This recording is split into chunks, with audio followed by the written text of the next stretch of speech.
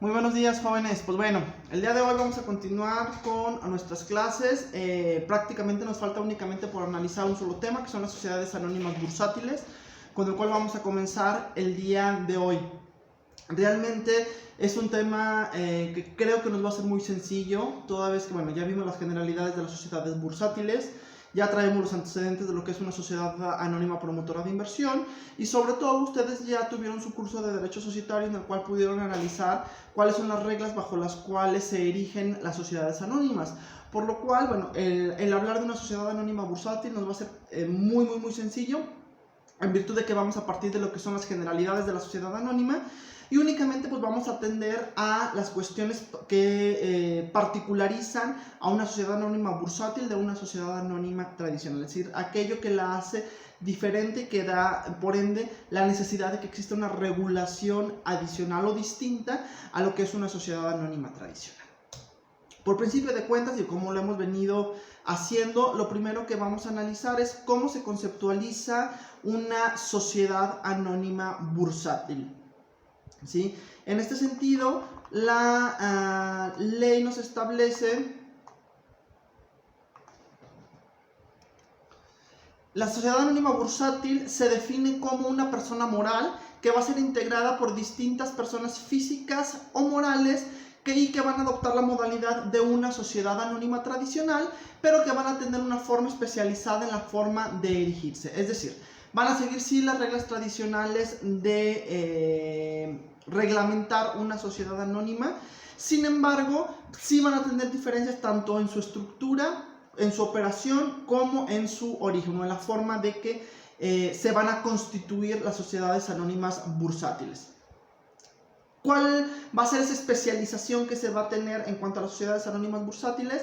Pues lo primero que vamos a encontrar es que va a permitir emitir y comercializar sus acciones en la Bolsa Mexicana de Valores, lo cual va a implicar la posibilidad de que las acciones puedan poseer un mayor valor a favor de sus accionistas y de que se tenga una estructura financiera que busque optimizar los costos financieros. Es decir, va a flexibilizar toda la administración financiera de la empresa y va a permitir también reducir costos derivados de la forma en que se va a generar la emisión y comercialización de estas acciones. Se va a obtener también una liquidez inmediata en virtud de que existen más posibilidades de comercialización de las acciones que lo que establece una sociedad anónima tradicional. Hay evidentemente una posibilidad de modernización y crecimiento, entre muchos otros beneficios que nos va a traer una sociedad anónima bursátil en comparación a lo que es una sociedad anónima tradicional. Esta modalidad de sociedades anónimas, al igual que la sociedad anónima promotora de inversión, nos va a permitir también reconocer mejores derechos a las minorías y va a tener también un mejor manejo en la revelación de información a favor de todo el público, a favor del público en general. Es decir, la posibilidad del conocimiento de la información relativa a la sociedad anónima bursátil va a ser mucho más flexible para su conocimiento al público en general. ¿Por qué se hace esto o por qué existe esta flexibilidad que no existe en una sociedad anónima? Pues en virtud de que hay una oferta pública o una oferta generalizada de comercialización de acciones. Por ende se requiere entonces que exista una posibilidad de conocimiento de la información contable, información financiera, información también legal de la sociedad anónima bursátil, para efecto de que entonces el posible accionista que pretenda adquirir acciones dentro de una sociedad anónima bursátil pueda tener un conocimiento global de la forma en que viene operando la sociedad anónima bursátil, tanto en cuestiones legales, en cuestiones estructurales, en cuestiones operativas, pero también en cuestiones financieras, que finalmente, bueno, creo que es uno de los puntos de mayor trascendencia para poder optar por la posibilidad de adquisición de acciones en una sociedad anónima bursátil o de adquisición de acciones en la Bolsa Mexicana de Valores. ¿Cómo es que se va a constituir una sociedad anónima bursátil? Pues bueno, ya vimos, y por eso no voy a ahondar tanto en la forma en que se estructuran las sociedades bursátiles. Y bueno, esto evidentemente es retomado por la sociedad anónima bursátil, que va a ser entonces también una de las grandes diferenciaciones en cuanto a la sociedad anónima tradicional.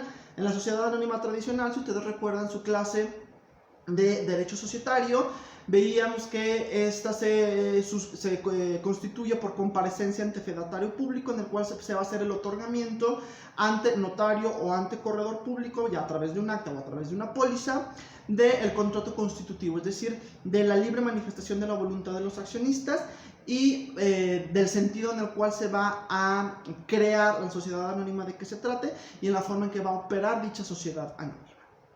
En el caso de las sociedades anónimas bursátiles, esta situación pues va a ser un poquito diferente y ya analizábamos. En este caso, las sociedades anónimas bursátiles surgen a través de una suscripción pública, donde las reglas de mayor importancia son que las acciones que pretendan comercializarse u ofertarse públicamente deberán de encontrarse inscritas en el Registro Nacional de Valores como requisito previo para la posibilidad de la oferta pública de acciones. Y evidentemente esta emisión de acciones deberá de estar autorizada también por la Comisión Nacional Bancaria y de Valores, que son los dos requisitos previos para poder proceder a una a una constitución de una sociedad anónima bursátil. Autorización por parte de la Comisión Nacional Bancaria y de Valores de las acciones que se van a emitir, y una vez que se existe esa autorización de emisión de acciones, estas deberán de inscribirse en el Registro Nacional de Valores. Cumplimentado esto, entonces puede hacerse la oferta pública de acciones. Y aquí nada más voy a retomar un poquito, un poco rápido, cuál sería el procedimiento de continuación de constitución. Una vez que se tiene esto, se tiene que presentar un proyecto de estatutos ante el Registro Público de la Propiedad y del Comercio, el cual se elabora por duplicado, uno que conservará los socios fundadores y otro que quedará en el registro público derivado de la inscripción de ese proyecto de estatutos. En ese proyecto de estatutos se va a contener también las bases generales para la celebración de la futura Asamblea General Constitutiva. Esto una vez que se tenga el acercamiento de todos los posibles socios accionistas y el pago de las acciones que se están ofertando. Una vez que se tenga esto, se podrá convocar a la Asamblea General Constitutiva, en la cual se van a hacer la presentación de avalúos en caso de que existan aportaciones en especie, la autorización de estos avalúos y por ende entonces de la incorporación al capital de los bienes que se van a aportar en especie. Se va a hacer la determinación legal de pago de las acciones y entonces hasta ese momento se va a formalizar la constitución de la sociedad anónima bursátil de que se trate, ordenándose entonces sí ya el inicio de operaciones. Y teníamos también dentro de la constitución de las sociedades anónimas bursátiles o dentro de las sociedades bursátiles, cuando lo veíamos en forma general, que cualquier acto que se haya celebrado por parte de los socios fundadores distintos a los actos necesarios para la constitución de la sociedad anónima bursátil o para la convocatoria a la Asamblea General Constitutiva, entonces estos serán nulos salvo que sean ratificados por la Asamblea General Constitutiva y entonces puedan surtir efectos en contra de dicha sociedad. Si no se hace esta ratificación, entonces esos actos serán nulos para la sociedad, pero sí quedarán vinculados los socios fundadores para el cumplimiento de dichas obligaciones o reparación de daños y perjuicios en su caso, ¿sí? A esto entonces en cuanto a la constitución de las sociedades anónimas bursátiles. En cuanto a las disposiciones generales que debemos de conocer de las sociedades anónimas bursátiles, ¿cuáles son estos puntos? Primero, bueno, que la denominación de la sociedad anónima bursátil va a ser libremente determinada por los socios accionistas y la única obligación de ley es que dicha denominación social sea seguida por las frases Sociedad Anónima Bursátil o por sus siglas SAB, SAB. Si no se cumplen con esta obligatoriedad de establecer el tipo de sociedad bajo el cual se constituye, pues ya sabemos que pueden existir sanciones o variaciones en cuanto al nivel de responsabilidad de los socios accionistas. Los socios recibirán el nombre de accionistas, como ya lo hemos venido diciendo, y su responsabilidad frente a la sociedad y frente a terceros única y exclusivamente va a estar limitada al monto de sus aportaciones. ¿Qué quiere decir esto? Que en caso de incumplimiento de obligaciones y se instaura alguna acción en contra de la sociedad, el patrimonio que va a hacer frente al cumplimiento de las mismas será única y exclusivamente aquel que atienda a la aportación que hayan hecho los socios accionistas. No podrá repetirse o repercutir en contra del patrimonio de los accionistas que no se haya incorporado a la sociedad anónima bursátil. En el caso de que se trate de un socio accionista que tenga carácter de administrador, además de responder por el monto de sus aportaciones, va a responder por los daños y perjuicios que haya podido ocasionar en el cumplimiento de sus funciones. Ya que evidentemente, hablando de que deberá de responder por daños y perjuicios, se entenderá que en este caso sí podrá instarse acción que pueda repercutir en contra de su patrimonio personal, es decir, en contra de aquel que no se haya incorporado a la sociedad anónima bursátil, toda vez que su aportación no necesariamente será la que tenga que cubrir su responsabilidad, en virtud de que ésta nace por un acto jurídico distinto a su carácter de socio, es decir, nace por una situación de un acto ilícito o de un acto que generó responsabilidad civil derivada de su carácter de administrador, no de su carácter de socio. Que en caso de que no exista ninguna afectación al momento de hacer frente a los daños y perjuicios en cuanto a su patrimonio social, pueda echar mano del mismo para cubrir dichos daños y perjuicios, sí podrá hacerlo. Pero siempre y cuando no se encuentre comprometido ese patrimonio social para efecto de salvaguardar alguna otra consideración. ¿Sí? Continuando con disposiciones generales, en este caso el capital será representado por acciones, que bueno, esto obviamente es tomado de las reglas que nos establece la sociedad anónima tradicional.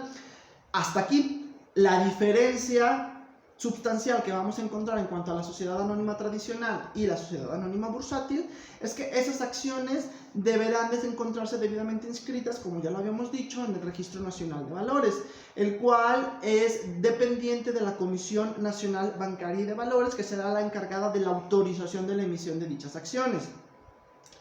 En este caso el capital va a ser público y, como ya lo hemos señalado, deberá de encontrarse inscrito todos los valores que pretendan ofertarse públicamente, ¿sí? Para efectos de generar una intermediación en la Bolsa Mexicana de Valores. Y el valor de dichas acciones será libremente determinado por los accionistas, derivado del tipo de acciones que pretendan ponerse a la venta bajo esta modalidad de venta en mercado de valores. ¿Sí? No habrá limitación para el número de acciones que pueda poseer o ser titular un accionista, así como también van a poder ejercer derecho preferente los accionistas que ya forman parte de la sociedad en caso de que se pretenda emitir nuevas acciones. ¿Qué quiere decir? Que ante la emisión de nuevas acciones, primero deberán de ejercer su derecho de preferencia a los socios, y en caso de que estos no estén interesados en adquirir las acciones que pretendan ofertarse, entonces sí podrá procederse ya a una oferta pública de acciones bajo la modalidad de venta en mercado de valores. Hablábamos al principio dentro de nuestro concepto de la sociedad anónima bursátil, que dentro de las optimizaciones que se van a generar en la constitución de una sociedad anónima bursátil está la constitución de los derechos de minoría. Cuando hablábamos de sociedad anónima promotora de inversión, ya hablábamos de mejores beneficios en cuanto a los derechos de minorías, es decir, ya establecíamos un cuadro comparativo en cuanto a los derechos de minoría que se reconocen en una sociedad anónima tradicional frente a lo que nos reconocía una sociedad anónima promotora de inversión. Derivado de ello, entonces ahora lo que me interesa mostrarles es que ustedes puedan visualizar cuáles son esos derechos de minoría dentro de la sociedad anónima bursátil, en comparación a lo que establece una sociedad anónima tradicional. En este sentido, bueno, se los voy a exponer ahorita en forma oral. Sin embargo, bueno, este cuadro comparativo lo van a tener en el material que les sea remitido para efecto de su material de estudio para el examen final. Entonces, ahí van a tener la tabla comparativa para efecto de una mejor visualización o esquematización de los datos que yo les voy a proporcionar en este momento. Derechos de minorías. Hablábamos dentro de las APIs del nombramiento de consejeros. En el nombramiento de consejeros hablábamos de que estos podrían ser designados por socios que representaran el 10% del capital social. En sociedad anónima bursátil se retoma dicho porcentaje y también se podrán hacer designación de consejeros los accionistas que representen un 10% del capital social. Nombramiento de comisarios. Tanto en sociedades anónimas promotoras de inversión como en sociedades anónimas bursátiles se reconoce que podrán hacer nombramiento de comisarios los accionistas que representen un 10% del capital social. Convocatorias a asambleas. Tanto en SAPIs como en SAPs podrán convocar asambleas los accionistas que representen un 10% del capital social. Aplazamiento de asambleas para adiestrarse de los temas que sean en materia de estudio en una asamblea. En este caso, tanto en SAPIs como en SAPs podrán los accionistas solicitar el aplazamiento de una asamblea que representen el 10% del capital social.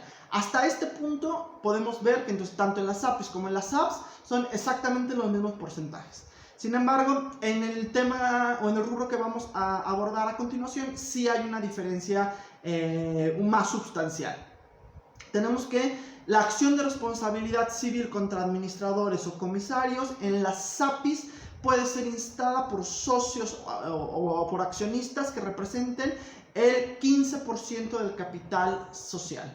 En cuanto a las SAPs, esta acción podrá ser instada por los accionistas que representen el 5% del capital social. Es decir, aquí hay una mejor garantía de ese derecho de minoría por haber esta reducción de capital social o de representación del capital social. SAPIs 15%, SAPs 5%. Y el último rubro que analizábamos en cuanto a los derechos de minorías es la oposición judicial a resoluciones. En este caso, tanto en SAPIs como en SAPs, reconocen que los accionistas que representen el 20% del capital social podrán presentar una oposición judicial a todos aquellos acuerdos que hayan sido adoptados en la asamblea, siempre y cuando no hayan emitido voto, ¿sí? Hayan votado en contra o hayan estado ausentes en la toma de decisión, ¿sí?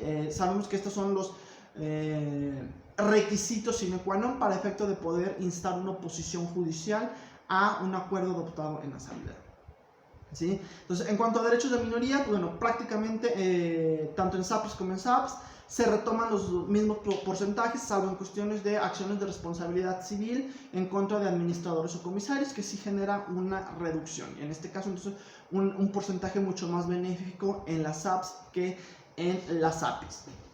Obviamente ya entonces teniendo toda esta información generalizada de sociedad anónima tradicional frente a SAPIs y frente a SAPs, pues vemos que sí, en cuanto a estas dos últimas, nos llegan a representar mayores beneficios, ¿sí?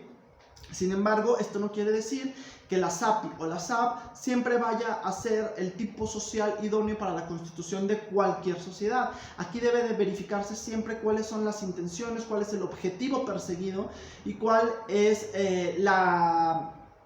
los fines buscados, por los accionistas, para entonces poder verificar a cuál tipo societario se encuadra mejor, sea una sociedad anónima tradicional, sea una SAPI o sea una SAP.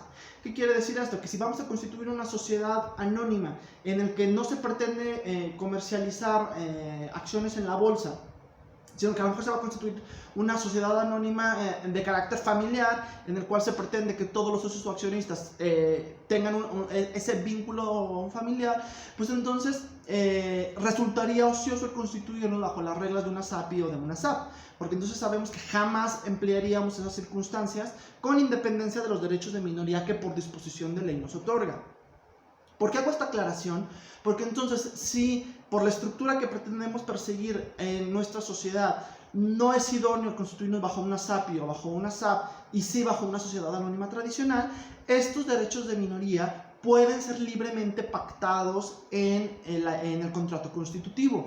Es decir, que aun y cuando la ley nos establezca un derecho de minoría con porcentaje superior a lo que nos establece una SAPI o una SAP, entonces nosotros válidamente podemos convenir un porcentaje menor, inclusive inferiores a estos porcentajes que la ley nos prevé en cuanto a las SAPIs y en cuanto a las SAPs, para efecto de hacerlo ley en cuanto a la aplicación de nuestra sociedad en cuanto a nuestra sociedad anónima particular. Entonces, estos son situaciones que pueden ser libremente pactados siempre y cuando se pretenda una mejor salvaguarda del derecho de minorías. Es decir, se puede pactar libremente en cualquiera de las tres estos derechos de minoría para disminuir los porcentajes del ejercicio de estos derechos, más nunca podrá pactarse para incrementarlos, porque entonces sí ya se estaría contraviniendo a la disposición de ley.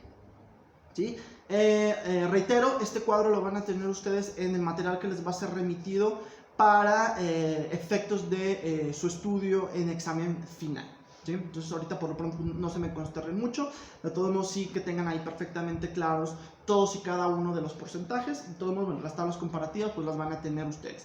Las de Sociedad Anónima Tradicional frente a SAPIs, en ese sí ya tienen ustedes el material, porque en esa clase en particular estuvieron ustedes visualizando el material. En este caso en particular, como es una única tabla, por eso no se las estoy poniendo en pantalla, pero sin embargo se las voy a remitir para su estudio, para su conocimiento. ¿Sí?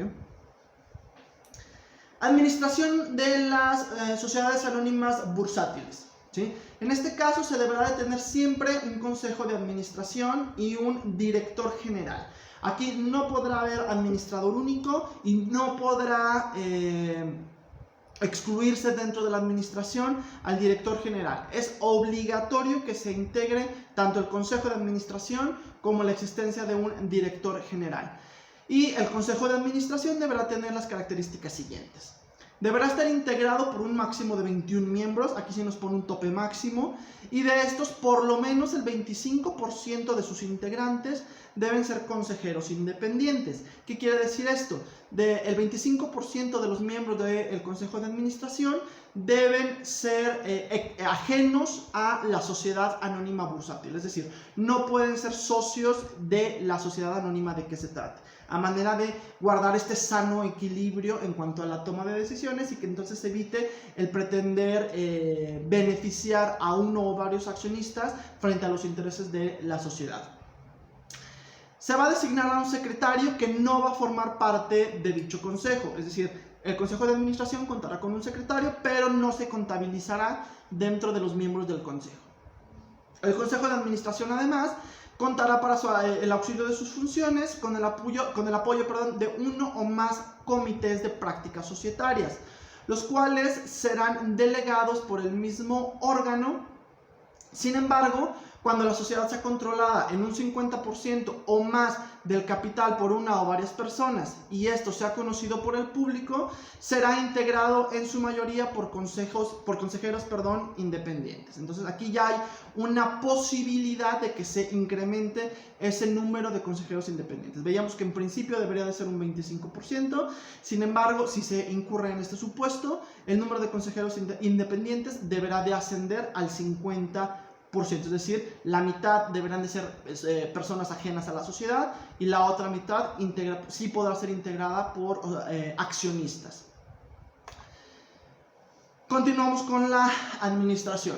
¿Qué es importante saber en cuanto a la administración? Sabemos entonces ya que por obligación de ley debe existir un consejo de administración y debe existir un director general. Ahora bien, ¿cuáles serán las funciones de cada uno de ellos dentro de la administración de la sociedad? El director general estará encargado de gestionar y conducir los negocios, es decir, decisiones tomadas por el consejo, este se encargará de ejecutarlas. Proponer lineamientos de control y estrategias de negocio, preparar el contenido de información importante para la sociedad y supervisar los estados contables, es decir, este se va a encargar de la sintetización de información para ser presentada ante la sociedad, para ser presentada ante la asamblea, ¿sí? Y se encargará también de vigilar que se tenga al corriente los estados financieros que estén desarrollando el Consejo de Administración. ¿Qué va a hacer? Y obviamente, bueno, el resto de las tomas de decisiones correrá a cargo de el Consejo de Administración. Ahora bien, hablábamos de la existencia de que los comités de prácticas societarias o que el Consejo de Administración, para efectos de apoyarse en el cumplimiento de sus funciones, podrían echar mano de los comités de prácticas societarias. Entonces, ¿qué va a hacer un comité de prácticas societarias? Este se va a encargar de, como ya lo señalamos en primer momento, auxiliar al Consejo de Administración. Después se encargará de opinar sobre transacciones relevantes para la sociedad, decidir sobre la designación, desempeño, remuneración y otorgamiento de préstamos al director general y a los directivos, y proponer candidatos para el órgano de administración y convocar a la asamblea de accionistas. Es decir, sabemos que la obligación de convocar asambleas es una obligación de la administración. En este caso, no corresponderá al Consejo de Administración el convocar a la asamblea, sino al Comité de Prácticas Societarias. Y este será encargado de presentar también ternas para la designación de los integrantes de este comité de administración. ¿A quién se va a presentar esta terna? Pues evidentemente a la asamblea de accionistas, para que a partir de ahí ellos puedan decidir quiénes serán los integrantes del comité de administración que se integrará.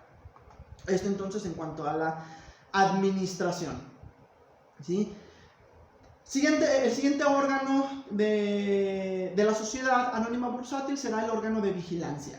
Este estará integrado por un comité de auditoría y por un auditor externo, ¿sí? Es decir, entonces, el comité de auditoría puede estar integrado por socios accionistas, siempre y cuando no sean socios administradores, pero adicionalmente a ello deberá de contarse con un auditor externo, a manera de que sea muchísimo más clara y mucho más eficaz el manejo de esa información que habíamos señalado adicionalmente. Sabemos que esta información debe ser de fácil acceso al público en general, entonces por eso es importante el esclarecimiento de la misma, que no quede única y exclusivamente el libre manejo de información por parte de elementos de la sociedad, sino que también se cuente con un auditor externo que de manera mucho más objetiva y veraz pueda generar el manejo de esa información.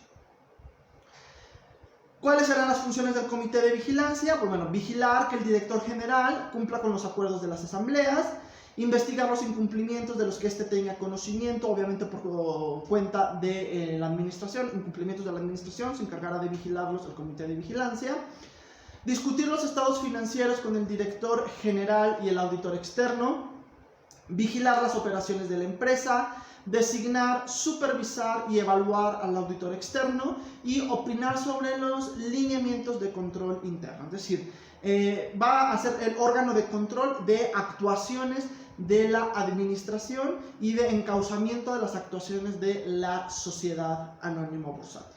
Es decir, creo que esto nos queda perfectamente claro, toda vez que de manera generalizada ya sabemos cuáles son las funciones del órgano de administración y cuáles son las funciones del órgano de vigilancia. Entonces, a partir de ahí, pues únicamente sintetizamos cuáles son las actividades que de facto sí van a desarrollar dentro de una sociedad anónima bursátil.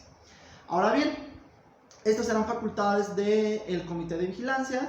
¿Cuáles serán entonces las funciones del auditor externo? Este se va a encargar de emitir dictámenes de los estados financieros sobre la veracidad de la información proporcionada, así como los principios de contabilidad y las estimaciones significativas. Es decir, el comité de vigilancia se va a encargar de elaborar o de revisar la información contable y financiera de la empresa proporcionada por el órgano de administración, ¿sí?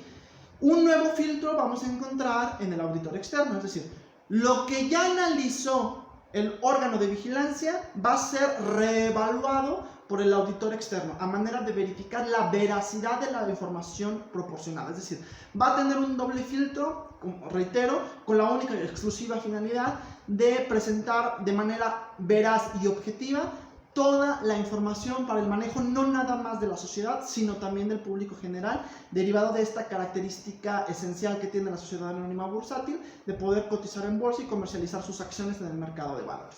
¿Sí? Esto en cuanto entonces a el órgano de vigilancia de las sociedades anónimas bursátiles. Para finalizar con este tipo social, lo único que nos faltaría verificar entonces son qué beneficios nos trae una sociedad anónima bursátil a diferencia de otro tipo social. De manera entonces esquematizada, tenemos que los beneficios de una SAB son que el valor de la empresa aumenta al emitir acciones y poder cotizarlas en una bolsa mexicana de valores, toda vez que entonces el valor de las acciones, los accionistas van a establecer un valor, pero este podrá aumentar en atención a las leyes de oferta y demanda que se generen dentro del mercado de valores. Los accionistas minoritarios tienen mayor participación en las decisiones de la empresa en atención al reconocimiento de derechos minoritarios que hemos analizado. Tienen un régimen de administración más flexible, obtienen un reconocimiento financiero que le permite financiarse fácilmente a través de varias fuentes, como son préstamos bancarios, colocar acciones en el mercado, etc. Fortalece la estructura financiera al reducir costos, obtiene liquidez inmediata, puede financiar la investigación y desarrollo, consolidar y reestructurar pasivos, etc.